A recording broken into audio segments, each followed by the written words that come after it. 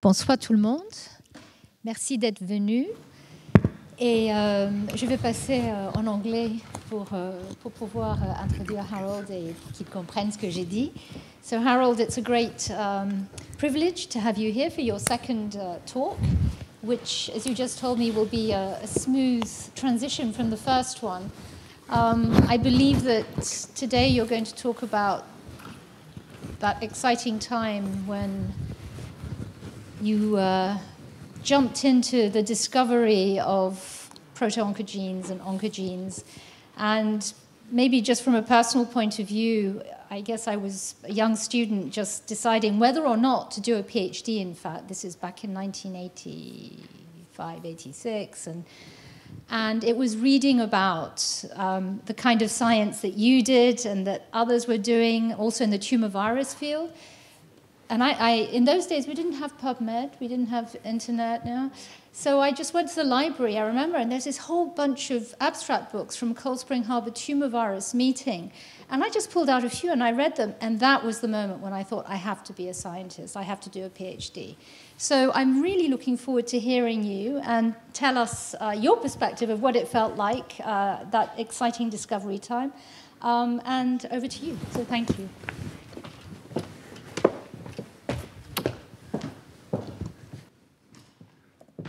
Okay, well, Edith, thank you very much. As kind of an incentive to talk about this topic, because if it had anything to do with your becoming a scientist, that was a benefit to the world. Thank you for turning up today on this gray, rainy Monday afternoon. For those of you who were here last time, you'll remember that my goal in these 4 lectures is to say, not to transmit so much scientific information as to reflect on how the scientific enterprise works. That part of the doing of science is not simply somebody contemplating something deep in their bedroom, but people actually engaged in the enterprise that's defined by institutions, by fundraising, by journals, by other things that are part of the instruments that we use to make science a public activity. And I emphasize that this reflects one of the things I most appreciate about the scientific enterprise, namely that it depends on the imagination and initiative of individuals, but it only works when there's consensus, when people buy the conclusions that are reached by scientists who are making observations and doing experiments. Today, in lecture number 2, I'm going to focus on an important part of this enterprise, and that is the doing of scientific work. And you'll excuse me for focusing on some of my own contributions. And I'm going to talk, as Edith indicated, about discovery of oncogenes, some of the problems that arose during our efforts to understand them, how basic science conducted mainly with a virus that causes cancer in, of all things, chickens, poulet, led to a revolution in the way we treat many kinds of cancer. This is a means of illustrating one of the principles about the scientific enterprise, that when it works right, people study things because their intellectual instincts tell them these are interesting topics to study, and the results become useful for society. So let me just say a couple of things about what this lecture is not. Because cancer is in the title, people often come to lectures like this thinking that I, the speaker, are going to tell you in everything that's now known about cancer and cancer care, cancer prevention. I'm not going to be doing that, nor am I going to be doing what cancer scientists normally do when they go to a great institution like the Collège de France, that is, tell you what the latest and greatest thing is in my lab. I will talk about some very recent work near the end, but the main point is that I'm going to talk a little bit about how the establishment works when careers are being built, and how science gets done and how science becomes beneficial to the public. And I'm going to, after making some introductory remarks about the topic and about how I ended up choosing the things I worked on, I will try to tell 3 stories about the discovery of proto-oncogenes, about a way that we began to understand how proto-oncogenes play a role in cancers in animals and human beings. And then I'll tell you about a third story that suggests that there are aspects of how oncogenes work that we don't yet fully understand, that could be ways to take novel approaches to cancer therapeutics. So I want to step back a second for those of you who were here last week, to say, yes, we talked last week about people choosing to become a scientist, but we didn't say very much about how people who choose to become scientists actually choose their topic. And there are many things that do influence those choices. Some of them are listed here: good topic, good ways to answer questions within that topic, a place to live and work, and to have financial support, and to work with appropriate colleagues. And I'm going to speak briefly about all those things because, as those who were here last week learned, I decided to become a scientist at quite an advanced age after studying literature, going to medical school, doing medical training, and then being, in a sense, forced by political conditions, the U.S. war in Vietnam, the rules that had been laid down by the U.S. Congress and by the administration that required all males who graduated from medical school to do some kind of national service. I was able to do my national service in the public health service at the National Institutes of Health, where I began working on a problem that was actually invented in France, control of the lac operon of E. coli, where I learned about molecular hybridization and how new tools in molecular biology was changing our ability to understand genes and how genes are regulated. So at the same time as I was doing these experimental work at the NIH, I was also learning during courses at night about things that were happening that seemed much closer to the medical interface for someone like myself who had been trained as a physician. And among the things I learned was that cancer research, which had become a pretty unhappy field without much to show for it, despite a lot of public enthusiasm for trying to conquer the cancer problem. But it was apparent to people like me who were beginning to understand how powerful molecular biology and genetics could be, that there were viruses, either those carrying their genes in the form of DNA or those carrying their genes in the form of RNA, that cause cancers in birds and mammals, especially rodents, and raised some really interesting questions about how the viruses grew and how and why they cause cancer. Moreover, I had learned in the work I was doing on the lac operon as a public health service trainee at the NIH, that there were new tools, particularly tools that allowed the precise detection of specific genes and regulation of those genes, that made it seem as though it was going to be possible to try to understand cancer at a genetic level at a time when the causes of cancer were very much under dispute. And these tools, which I either was using in my own work on E. coli, like molecular hybridization, or tools that came from the world of virology that I was about to learn, particularly a virus of chickens called Rouse sarcoma virus that I'll say a lot more about in a few moments, were profoundly changing the prospects of trying to understand cancer, at least in the context of an experimental animal like a chicken. At the same time, I was solving other problems. I went out to California, where I was interested in backpacking and bicycling, and found a place at the University of California in San Francisco that seemed a place I would like to live and work. I had lined up some financial support from the American Cancer Society and the NIH, and importantly, I met a prospective mentor, especially Mike Bishop, shown here from about that time, when Mike had been trained very much as I had, a history major at college, a medical school graduate who who carried out his national service by working at the NIH had learned molecular hybridization, was a virologist interested in the same kinds of questions I was interested in. And we struck up a relationship that indeed lasted for a very long time. One can say it still persists, although he's not working in a laboratory anymore.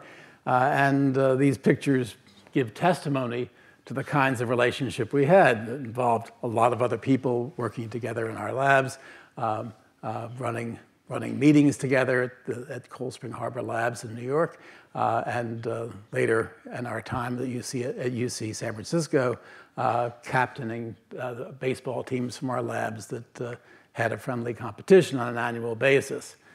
In addition, the spirit of our partnership that lasted over 20 years at University of California was helped by, enlarged by our relationship with other California colleagues, especially Peter Vogt, a renowned viral geneticist who contributed to much of the work I'll be describing, who with us and with other like-minded virologists built something called the West Coast Tumor Virus Cooperative, where scientists working on similar, quite related problems in tumor virology gathered a few times a year, shared data openly, built collaborations, published together, and created a spirit of doing science that will be reflected in my talk next week on scientific publication.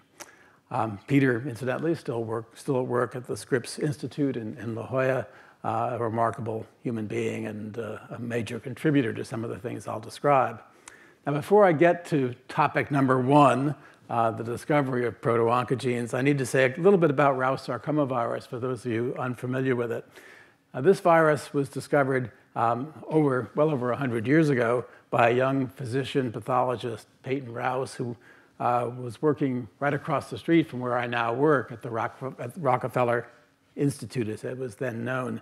And he was presented with a chicken by a local poultry farmer, and that chicken was carrying a lethal tumor, a sarcoma, from which he was able to extract the virus that bears his name. And that was done by grinding up the tumor and looking for a transmissible agent that was smaller than a bacterium, smaller than any cell. That was then the definition of a virus, and that was done by making an extract, passing it through a filter shown in the middle here, and finding that if he injected that into a chicken, tumor arose, and he could do the same thing again, make an extract, do a filtration, and find that there was, again, activity that would cause a tumor in a newly inoculated chicken.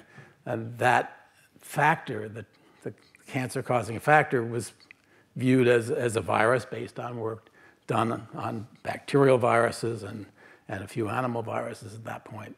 But nothing really more was done with it. In fact, Peyton Rous himself stopped working with Rous sarcoma virus because there was really nothing more you could do. This agent, very small, able to replicate in some way, was not amenable to further study without more powerful tools.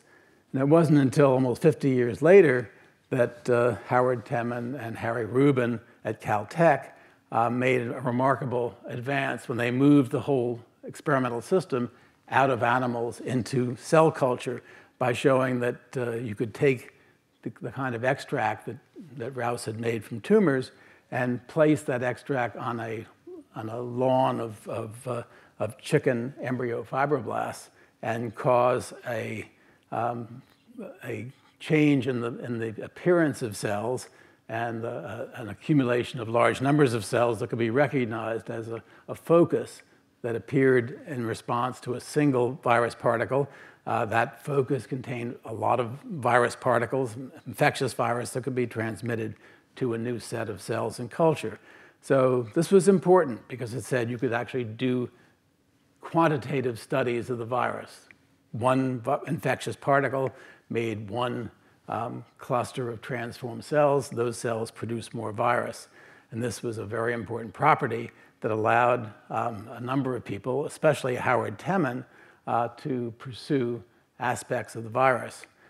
what Temin had noticed was that there was a problem here because the virus was shown by chemists to contain its genes in the form of RNA, not DNA. RNA, thought by many working with RNAs in various systems to be unstable. It was hard to conceive of how the genes of this virus could persist in cells and maintain that altered cell behavior that resulted in the cells overgrowing the culture and creating a pile of cells that were infected. And to try to counter this, Temin proposed that the virus had a way of converting its genome, the collection of genes in the virus, into DNA, which would form a stable copy of viral genes that would be linked to host chromosomes. And that would be a way of keeping the cell in the transformed cancer-like state and allow it to make more virus particles. But this was a very unpopular thesis throughout the 1960s because there was no direct evidence for the so-called provirus, the viral DNA that Temin had postulated would be in cells, and no one knew of an enzyme that could make DNA from an RNA template. And the central dogma, which we talked about briefly last Monday, although it didn't prohibit a reversion of the direction of information, relied mainly on the idea that information was in DNA, the hard disk, and that it was then transcribed to make RNA, and the RNA was translated to make protein.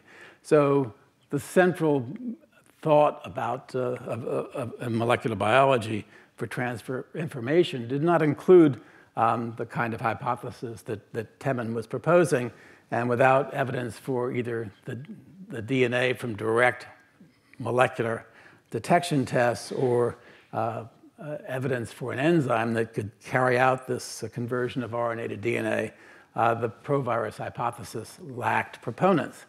Nevertheless, for people like me who were learning about more and more powerful ways to do molecular hybridization, to detect very small numbers of copies of specific nucleic acid, it seemed like a challenge, and indeed a challenge to the provirus hypothesis with molecular tools like molecular hybridization was one of the reasons why I elected to work on this problem. Others, of course, especially Temin himself, David Baltimore as well, were thinking about this. And the very year that my wife, Constance Casey, who was up there in the audience reading a book, were tempted by this problem, was somewhat undermined in 1970 as she and I crossed the country when it was announced at many major meetings that these two scientists had independently found in different RNA tumor viruses that the virus particles carried an enzyme, which we now call reverse transcriptase, that was able to copy a viral RNA and make viral DNA, work for which they earned the Nobel Prize a mere 5 years later. Now, this might have been thought to be a blow to the heart of my rationale for moving to California to study this virus, but in fact, the discovery of reverse transcriptase actually provided an incredible opportunity to do some remarkable things because it opened the window to asking and to answering a lot of questions about how these viruses grew and how these viruses transform cells, that is, made cells and normal cells into cancer cells. Because you could make radioactive pieces of DNA by copying viral RNA with reverse transcriptase and develop what we call radioactive molecular probes that could be used to detect virus-specific RNA and DNA in cells. And that meant you could ask, where in a cell is viral DNA made during infection? How many copies of the viral genome are present in an infected cell? Where is it in the cell? How is it organized? Is it actually integrated into host chromosomes as Temin had proposed, or is it free in the cytoplasm or the nucleus and maintained in some other way? How is that DNA then copied to make RNA, both for virus particles and for messenger RNA, what kinds of proteins are encoded, and importantly, are virus-related genes present in normal cells? Can you describe some part of the viral genome which is dedicated to the task of transforming a normal cell into a cancer cell? So these were incredibly important questions, and they depended heavily on the idea that you could now copy viral RNA with this new enzyme, reverse transcriptase, and make the kinds of tools, molecular probes, that would be useful for these studies. Now, indeed, for the first several years I was in San Francisco, a large part of our effort was dedicated to this question of how the viruses replicate. I'm not going to have time to review much of that at all, but I would simply point out that work by our group in San Francisco and by many others developed a pathway for virus replication that began with viral entry into a cell through a virus receptor, the synthesis of a linear copy of the viral genome in the form of DNA, the integration of that DNA into the host chromosomes to form what we call a provirus. You'll notice that provirus has a kind of symmetrical structure with long repeats at the termini of the provirus, transcription of the provirus to make viral transcripts, viral messenger RNAs that are made into polyproteins that are then processed and assembled to make mature virus particles. This stuff was very important, related to the issue of carcinogenesis, cell transformation, as I'll mention in a few moments, but also essential to dealing with a crisis that occurred about 10 years later with the discovery of HIV and the diagnosis of the disease caused by that virus, AIDS. And as indicated in red, we now have many drugs that are targeted to aspects of the virus life cycle that were largely discovered not by studying HIV, but were discovered by studying Rous sarcomavirus and viruses of a similar type, the retroviruses, as found in rodents. But this brings us to the point of launching the first of my 3 reasonably short stories. The first, discovering proto-oncogenes, or cellular versions of cancer genes. And this story has to include a couple of background episodes that are highly relevant to our ability to make this discovery. And the first, incidentally, occurred in 1970, the same year that we were driving across the country to start working in San Francisco. It was a discovery made by a postdoctoral fellow in California named Steve Martin, who was reporting, as many others were beginning to talk about reverse transcriptase, about a temperature-sensitive mutant of Rous sarcomavirus that was unable to transform cells at a relatively high temperature, but could do so at a lower temperature. And the properties of that virus are illustrated in this cartoon. You infect a normal chicken cell with the virus at a low temperature, relatively low, 35 degrees centigrade, and the cell undergoes a change in shape, transformation, and makes virus. If you carry out the same procedure at a higher temperature, 41 degrees, the cell makes virus, but it fails to change its behavior, its growth patterns, or its shape. But if you lower and raise the temperature in these conditions, you can see that there's some function conferred on the cell by the virus infection that is sensitive to the temperature. And there were some conclusions that could be drawn from that. The first box here simply states what I just told you, that the virus will grow at both temperatures, but only transforms the cells into malignant cells at the lower temperature. And that allows people to draw the following conclusions, that the virus must carry some gene which makes a protein that is unstable at the higher temperature, and that protein is required to maintain the transformed property, the oncogenic, the cancer-causing property of the cells, but is not required for replication. Now, this presents a philosophical problem. Viruses don't their intention is to keep growing, make more copies of itself, and to spread. Viruses are not interested in making cancers. They're interested in propagation.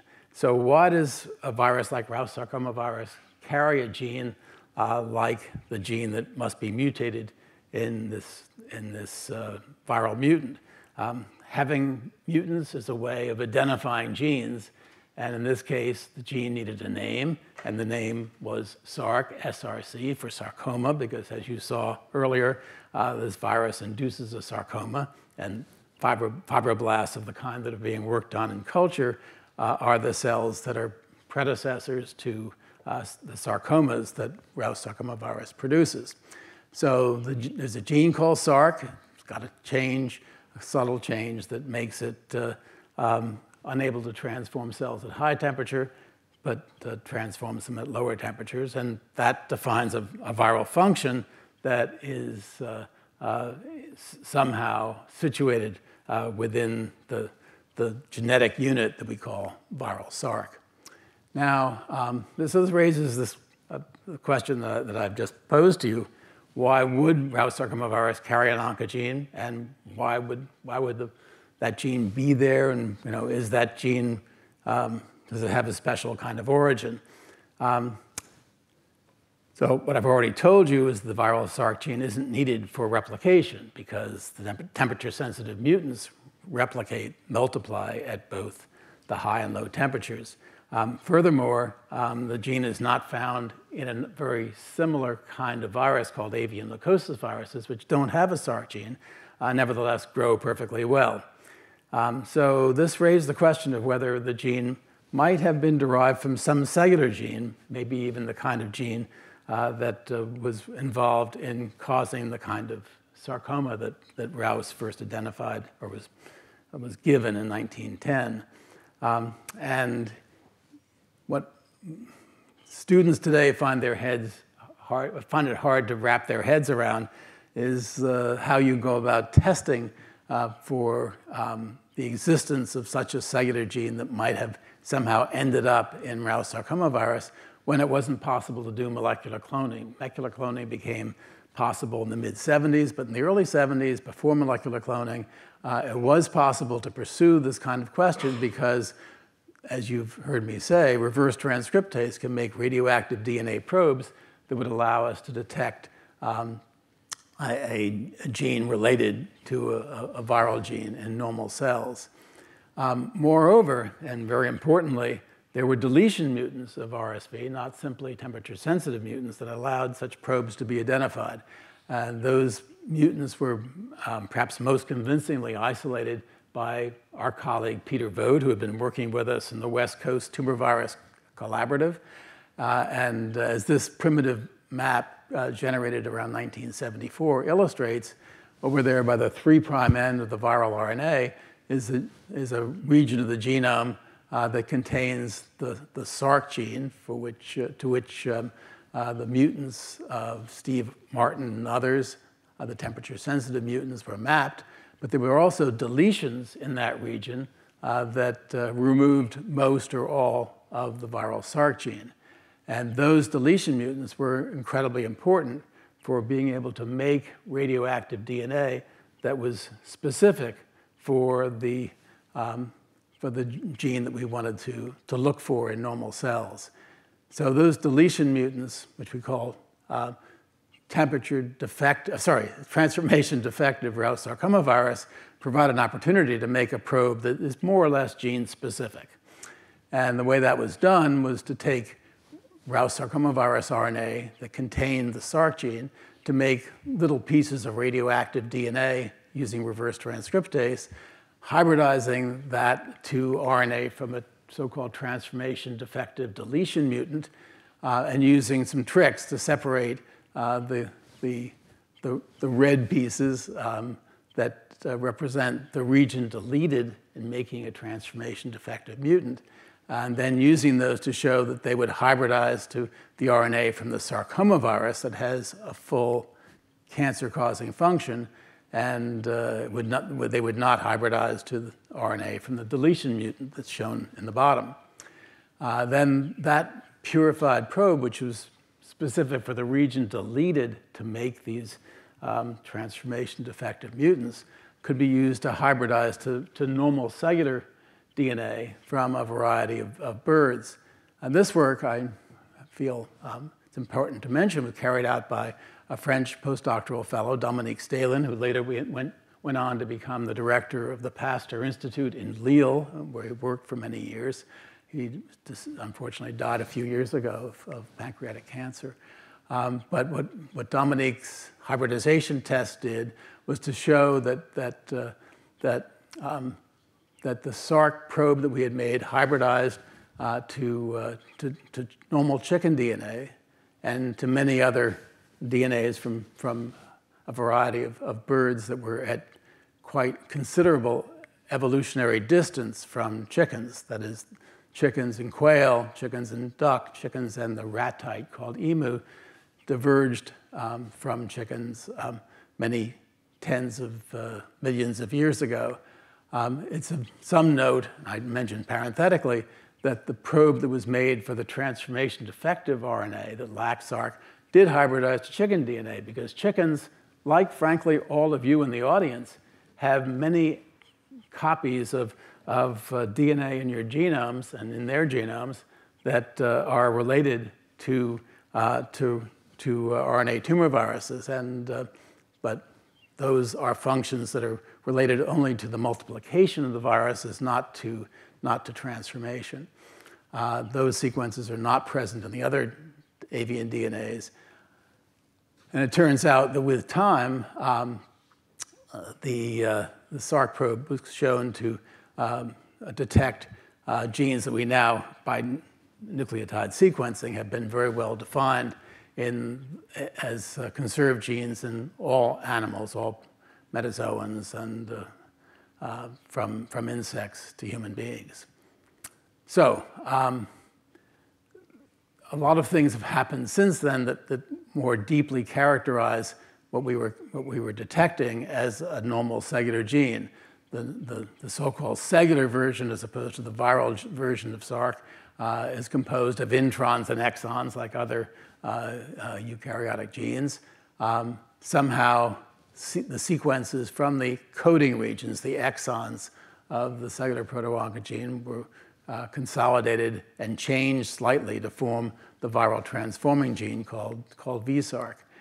And a lot more was learned from these experiments. First, as I've said before, the virus, Rous sarcomavirus, carries a cellular gene. That gene encodes an interesting enzyme, been learned by many people in our field.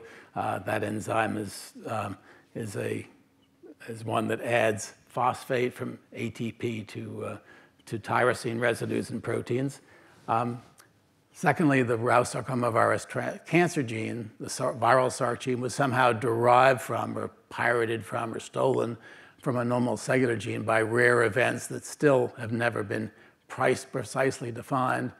And other cancer-causing retroviruses, and there are many from both birds and various rodents and other mammals, including some primates, have other cancer genes derived from normal cellular genes. And these are depicted here in an iconic cartoon drawn by Jamie Simon some years ago for a Cold Spring Harbor meeting, include a number of genes that may be familiar to some of you in the audience because they have turned up repeatedly, and I'll make some mention of them again, as genes that are activated in human cancers, including RAS genes, ABL gene, MYC genes, and ERB genes, all of which will surface in my talk in the latter half. So having these genes as mutant in the cellular genes that are identified in many human cancers has paved the way for using new kinds of drugs called targeted therapies that can be designed against the mutant proteins encoded by those mutant versions of genes that were first identified in the genomes of cancer-causing viruses in animals, retroviruses. Now, I want to say a few things about this phenomenon because it illustrates the way in which science driven by curiosity can end up being incredibly important in society's effort to control a dread disease, namely cancer. And this is a good opportunity for me to stress the way in which the scientific enterprise, the much larger set of functions that are in place to be sure that science is well served and well used, just review a few of these. First, it's important to validate the concept that precise therapies might work by using model systems for how cancer is caused in mice and in cell culture, for example. And that was done with SARC and with many other of the genes that I indicated. The second is to then do the practical work of looking for ways to inhibit the proteins made by those mutant genes. And that can be done in a variety of ways, largely in industry. Then it's important to secure the ownership of intellectual property through the issuance of patents, for example. Patents being an important component of the enterprise, which protects scientific discoveries for the inventor. Then it's important to expand the search for other kinds of targets that might be gene-based, and to diagnose, to develop diagnostic methods that allow clinicians to make the diagnoses that would underlie the deployment of novel targeted therapies. And it's important to do clinical trials to establish that those potential therapies are actually safe and actually have efficacy, and when applied to large numbers of appropriate patients, necessary to have regulatory approval from, in our case, the Food and Drug Administration or the European drug agencies. And then one has to do the practical thing of changing clinical practice and making drugs accessible and affordable, things that we're not very good at in the US. You're a lot better here in Europe. And when all this works well, the vision of Vannevar Bush that I described in the first lecture, the government makes investments in the basic science of the sort that we did with Rous sarcoma virus, and that industry comes in and carries out a lot of the steps that I've been describing here to show that the scientific enterprise has the necessary buttressing functions that allow the evolution of basic concepts and basic discoveries into things that work for common benefit. Let me just illustrate a couple of ways in which that happens. Perhaps the most iconic drug in the collection of drugs we call targeted therapies is the drug known most commonly as Gleevec. It's a drug that was developed in the late 90s and blocks an enzyme encoded by a gene very closely related to SARC, a gene called ABL, a gene which is mutated, especially frequently in a disease called chronic myeloid leukemia. And when this drug is used to block the enzyme that has been made hyperactive by a mutation, it results in the death of leukemic cells, a dramatic remission in the disease, and patients have now a normal life expectancy. One of the limiting features of a drug like this is that drug resistance arises due to additional mutations that occur in the target of the drug, in this case, the gene encoding the tyrosine kinase known as the ABL kinase. And also, one of the benefits is that the drug turns out to work against other members of a gene family that makes similar enzymes, tyrosine kinases. And those genes are often mutated in certain other kinds of cancer, and this drug becomes useful in diseases other than chronic myeloid leukemia, such as gastrointestinal stromal tumors and several others. Now, I don't have time to belabor this, but there are now several different diseases that are affected by this kind of targeted therapy, including, in addition to chronic myeloid leukemia, breast cancers, lung adenocarcinomas, melanomas that frequently are driven by mutations in genes that belong to the kinds of proto-oncogenes that are intellectually, conceptually related to SARC. For example, in lung adenocarcinoma, the most common form of lung cancer, about half of the tumors are driven by mutations that affect genes that encode various kinds of protein kinases. Several of these are related to genes that were found in retroviruses. About a third of the cancers have mutations in another set of proto-oncogenes that are related to genes found in retroviruses, the KRAS genes.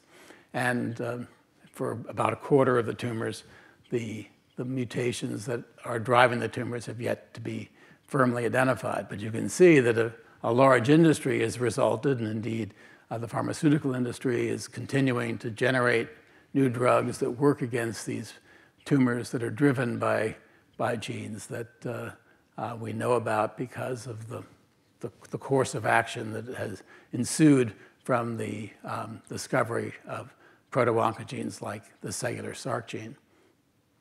So there are other things we need to know about oncogenes that we're not going to have much time to talk about, but it is worth mentioning briefly that the changes that are actually seen in the DNA of these tumors are not simply random changes. They're changes that reflect the agents that are responsible for mutations, chemicals, certain enzymes that are error-prone, and so forth.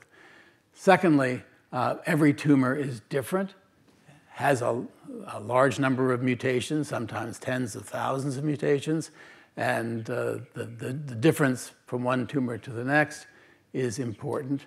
Moreover, changes continue to occur so that different regions of the same cancer are genetically different as well, and that is an important factor in thinking about how tumors evolve. These tumors do continue to show genetic variation, and the cells that are most have the greatest capacity for growth and for evasion of therapies such as directed targeted therapies are selected because they are most fit to grow under these restrictive conditions. So cancers are evolutionary pathways, evolutionary examples. They look similar to what Charles Darwin wrote in his notebook nearly 200 years ago. Every cancer is an evolutionary system, complicating efforts to try to control this disease.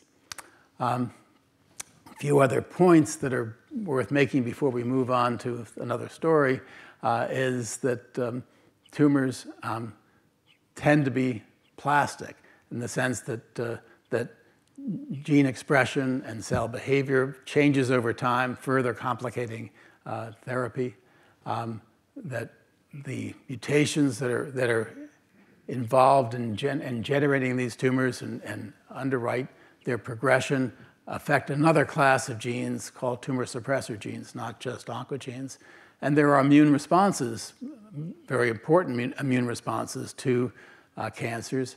And those responses are often a reflection of the fact that many of the proteins in a cancer are abnormal as a result of mutations, and they are antigenic. And one of the most powerful new waves in cancer therapy these days is the effort to try to exploit immune responses and strengthen them, creating a new field of immunotherapy that is perhaps the most dramatic thing that's happened in cancer therapy in the last 20 years. So I want to move on to a second story that is related to the first in the sense that it deals with a problem that was recognized as the discovery of of proto-oncogenes like cellular Sarc and other predecessors of retroviral oncogenes were being unearthed. And that is that there are many retroviruses that don't carry a viral oncogene. They're shown, 3 examples are shown on the left: avian leukosis viruses, murine leukosis viruses, and mammary tumor viruses. These viruses cause cancers. They cause lymphomas, leukemias, and breast cancers, and yet they don't have the kind of gene that we discussed when we talked about Rous sarcoma virus, such as the Sarc gene, which has been captured from normal cells and changed by mutations. So how do these viruses work? How do they cause tumors? They don't cause changes in the behavior of cells in culture, but when put into an animal, after several months, tumors appear, and those tumors are epidemiologically, at least, related to to infection with a virus lacking an oncogene. How can that possibly happen? Well, my first thinking about this occurred when my wife and I and our 2 sons were on sabbatical in the late 70s in London, and I spent a fair amount of time walking around the churchyard, pushing the carriage carrying our younger son, Christopher. And one of the things that occurred to me was that if retrovirus proviruses, which I described at the start of this lecture, look somewhat like movable elements in bacteria and plants, they can probably insert more or less randomly when retroviruses infect cells.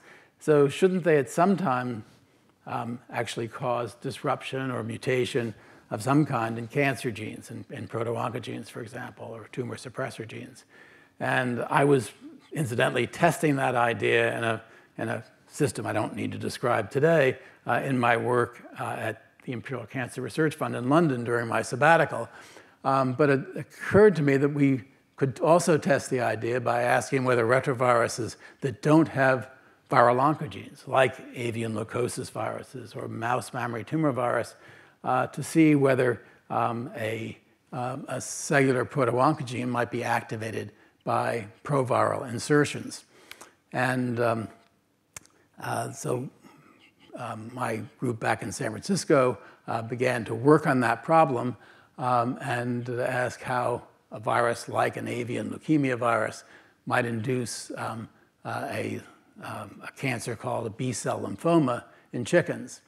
And we used these viruses, which, as I mentioned earlier, resembled Rous sarcoma virus in many ways, but don't have an oncogene, and to ask whether they might be inducing that cancer by somehow turning on a proto-oncogene that lies near the integration site, the insertion site of the provirus. And if it did, what is the gene that's been attacked and activated by that insertion? And we knew that mapping by a graduate student, Greg Payne, who was working on that problem, showed that different tumors seem to have proviruses of this leukosis virus in the same region of the chicken genome, but we didn't know what the gene was. And there were 2 approaches to try to get at that. One would be to say, well, maybe it's one of the few known proto-oncogenes that are already known because they have appeared as viral oncogenes in certain retroviruses. And if we were smart, we would have tested the probes that were already available for such genes. Or, in our view, more likely, could this be some novel proto-oncogene? And to do that, you'd have to use molecular cloning and analyzing the DNA that flanks the inserted provirus to look for that novel gene. Now, by not taking the more obvious, easy step and looking in the more laborious fashion, we ended up getting scooped, getting preceded by friendly collaborators at the Rockefeller University who were trying to study this problem in more or less the same way, who'd shown that the provirus of avian leukosis virus was present near a known proto-oncogene. And when they asked what the gene was, they used radioactive probes specific for one of the few genes already known, a gene called MYC, which is present in a chicken leukemia-causing virus. And we missed the boat here. The RNA for this gene was present in our own freezer, and I learned something very simple here. Don't think about the problem too profoundly. Sometimes just do the thing that's easiest to do and look for genes that were already available rather than assuming that life is more complicated and that we'd have to do something hard to find the gene that might be activated by an insertion mutation. So there are always more questions to ask, however, and it was possible for us to show that there were many ways that an insertion could occur in relation to the target gene, in this case the MYC gene, to turn the gene on. That proved to be important because it established the idea that the long repeats at the ends of retroviral proviruses are transcriptional enhancers, and that was very useful. Also made us think more positively about other kinds of viruses that lack proto-oncogenes to see whether they too might be important in the causation of these experimental cancers. And seemed particularly attracted to do that with the mouse mammary tumor virus, which causes breast cancer, a very common disease in human beings, as everybody here knows. The mouse mammary tumor virus of many different strains lacks an oncogene, so knowing how this virus actually causes breast cancer seemed like an interesting thing to do. So we set out to study this problem in, again, a somewhat innocent way, assuming that the gene that might be activated would not already be in the repertoire of people working with retroviruses. So we managed to isolate a piece of DNA next to a provirus of mammary tumor virus in a mouse carrying a breast cancer. And we were able to show, we being a postdoctoral fellow, now a distinguished professor at Stanford, Roel Nusse, and myself, that the virus was next to a totally novel gene, originally called integration site 1, and that this gene was turned on to induce breast cancer in infected animals. And that was the result of integration of DNA in many sites, but selection for a cell in which the integration occurred next to, either in front of or behind a gene initially known as INT1. Later, the name was changed to WNT1 to reflect the fact that this gene was related to a well-known gene in a fruit fly known as wingless, a gene that's involved in early development of the fly. What we were able to establish by asking this question of how retroviruses without oncogenes cause cancer is that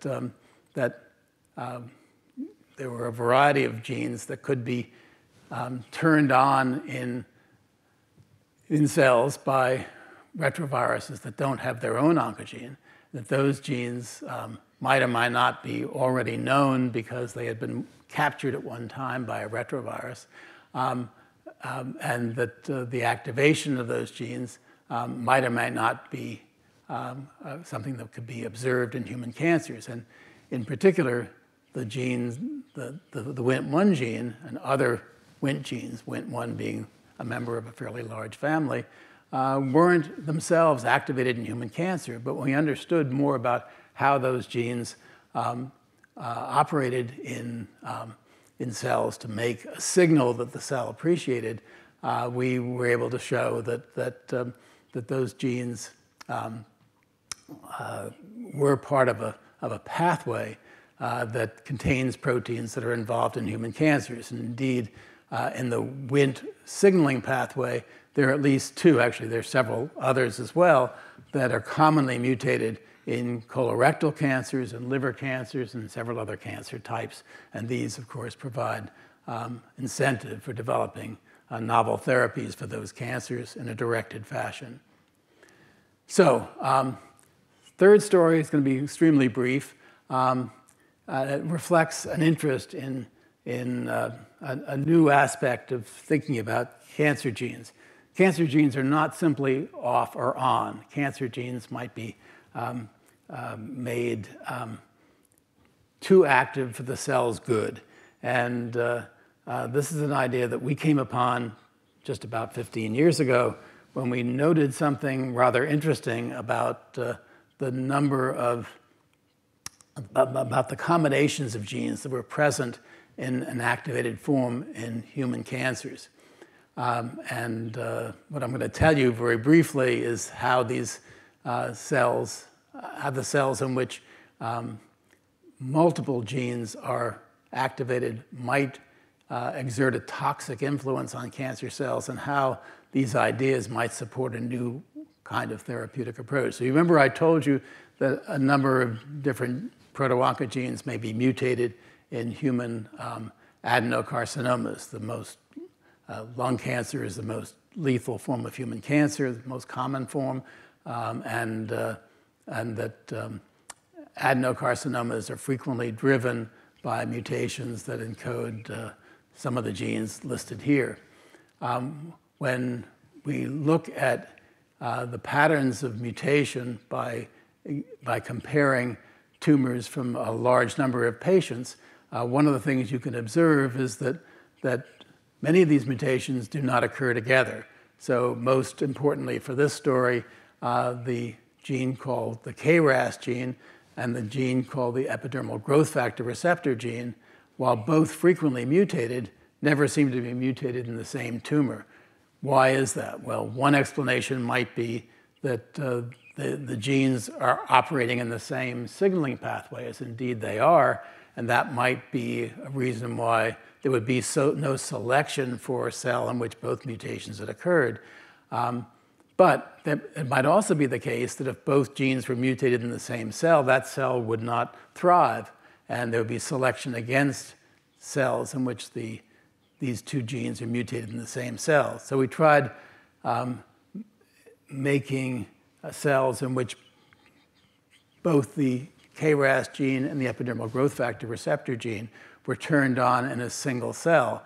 And when we do that, you find, in this case, two postdoctoral fellows in my group found that the survival of cells in which both genes were expressed is very limited. The cell combination is toxic. And that gives rise to the idea that one might be able to make cells unhappy by making the signaling through the pathway that these proteins use to tell a cell to grow, and that could be a strategy for making cancer cells die while normal cells survive. And one obvious interest is what is the component of the signaling pathway that is important, and we know now that the protein called ERK, or ERK, seems to be the target for hyperactivation that results in cell toxicity. I'm not going to tell you in great detail about this, but if you inhibit the protein above ERK in the signaling pathway, you can eliminate the toxicity effect. That's shown here, but I'm not going to have time to tell you about this in detail. Or alternatively, you could say, well, these proteins signal to each other by adding phosphates. If you use an enzyme called a phosphatase that removes the phosphate, and if you attack the phosphatase and increase the level of phosphorylation, could you make toxicity greater? And the answer to that is yes. And so there are strategies you might use to try to make cancer cells specifically intoxicated by the signaling factors that result from mutations that are driving the cancers in the first place. So let's just come to the simple way of thinking about this, that normally in cells, the protein called ERK, which is an important fulcrum or important decision point in cell control, can normally be at a very low level of activity, which the cell finds compatible with healthy life. The level might be a bit higher than usual and drive inappropriate or cancerous growth, or it might be at an extremely high level in the red zone, resulting in hyperactivation that is lethal to a cancer cell. So that is a way that we might think about carrying out therapeutic enhancement. And indeed, in a few weeks, a group of us who are interested in this idea will be meeting in Boston to try to take greater advantage of this possible model based on work done in my group and several other groups. So what I've tried to indicate to you today is that doing cancer within the scientific enterprise has the potential to confer societal benefit in terms of understanding how cancer arises, developing new kinds of therapies, things we call precision therapeutics for cancer. And these involve several kinds of activity: finding the right problem to work on, approaching it with the right method, getting the right answers, doing the right follow-ups, and then pursuing the right applications that might lead to the benefits that society, which invests in the basic science to begin with, has a right to expect. So thanks for listening. Next time I will be talking about a different aspect of this problem, that is how work of this kind and others gets told to other scientists, to the public, to industry, to government, through the publication process and the archiving of scientific work, and the changes that have occurred in the publication process that are currently creating political turmoil and changes in the way the scientific enterprise operates. Thanks very much. I'm happy to take some questions.